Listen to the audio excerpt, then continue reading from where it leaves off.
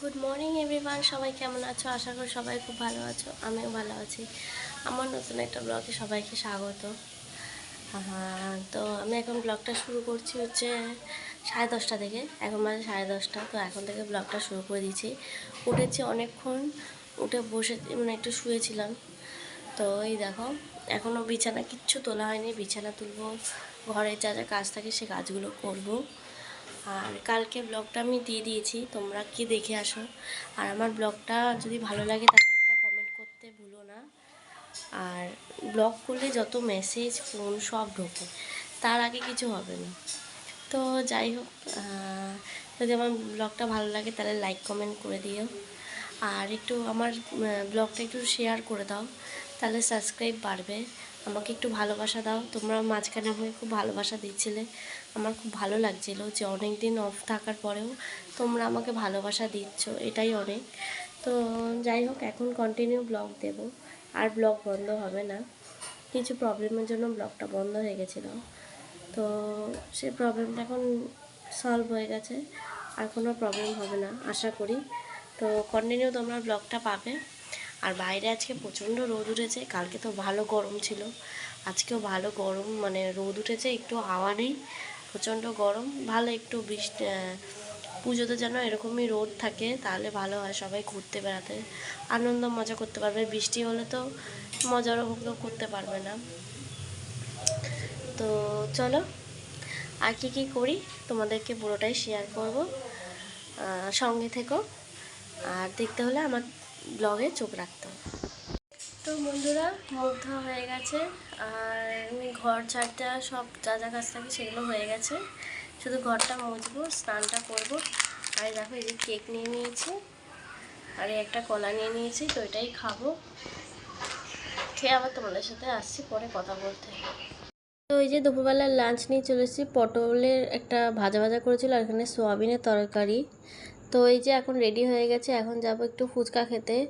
তো খুব সন্ধ্যাবেলা থেকে খিদে পাচ্ছিলো, জানি অনেকে কমেন্ট করে বলবে যে সন্ধ্যাবেলা টিফিন তো আর ফুচকা নয়, কিন্তু খুব ফুচকা খেতে ইচ্ছা করছে, একটু টক টক। তো যেহেতু মুখটায় কোনো স্বাদ নেই, তো চলো একটু ফুচকাটা খেয়ে আসি। তো খেয়ে এসে আবার তোমাদের সাথে কথা বলবো। আর যদি বেরোই তো আজকে, তাহলে তো তোমাদেরকে পুরোটাই শেয়ার করছি, আর যদি না বেরোই তাহলে পুরোটা শেয়ার করতে পারছি না। তো চলো। হ্যালো বন্ধুরা, গুড মর্নিং। সবাই কেমন আছো? আশা করি সবাই খুব ভালো আছো।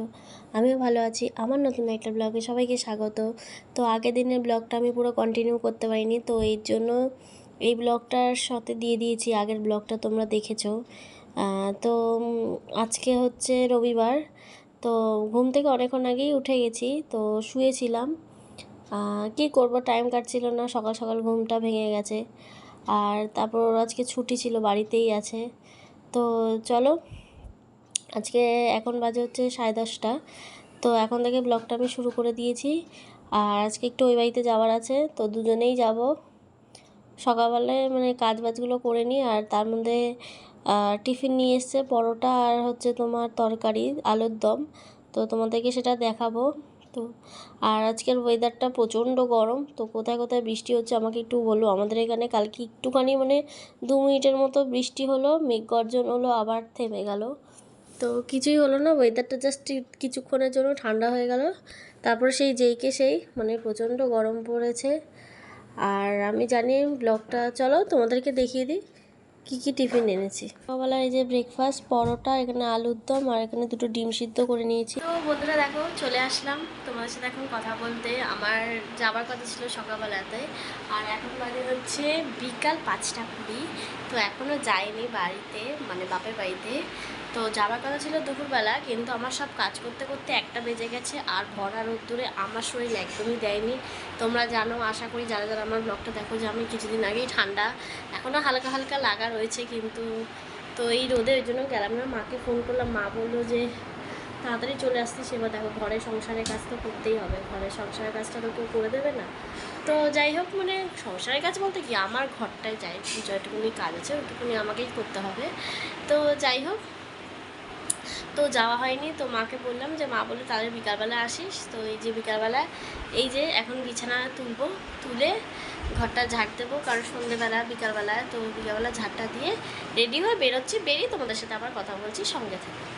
তো বন্ধুরা দেখো, রেডি হয়ে গেছি আর পুরো আমার একটা পার্সেলের ফোন এসছে।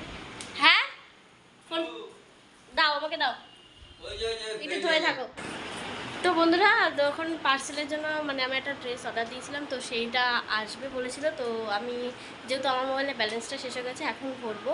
তো কাকার মোবাইল থেকে ফোন করেছিলাম, তো উনি ফোন করেছিল, ভুলবশত উনি বাড়িতে চলে গেছে। তো বললো যেহেতু লেট হবে, তা আমি বললাম তাহলে আজকে আসতে হবে না, আপনি কালকে আসুন। তো উনি ওই জন্য বললো কালকে আসবো। তো পার্সেলটা নিই, তারপর তোমাদেরকে দেখাবো অবশ্যই। আর এখন যাচ্ছি, আর এই যে এটা পরে নিয়েছি, আর ওই যেটা পরে নিয়েছে, ও ভিডিওর সামনে আসতে চায় না, সেটা তোমরা জানোই ভালো করে। তাও জাস্ট তোমাদেরকে এক ঝলক দেখিয়ে দিলাম। তো চলো আবার পরে কথা বলছি, পুরো ঘেমে গেছি, গরম লাগছে। টাটা। তো এই যে তোমাদের সাথে কথা বলতে বলতে বেরিয়ে গেছি। তো এখানে টোটোতে উঠে গেছি।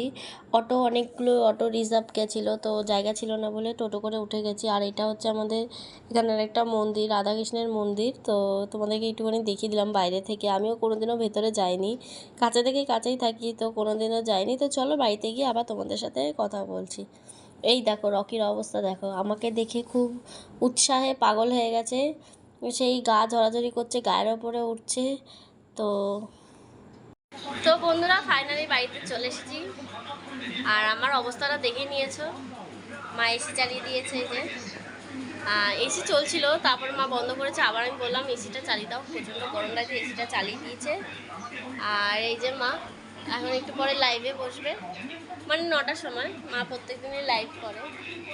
আর এই দেখো আরেকজন ঘুমাচ্ছে, আর একজনকে দেখাই দাঁড়াও তোমাদের, রকি।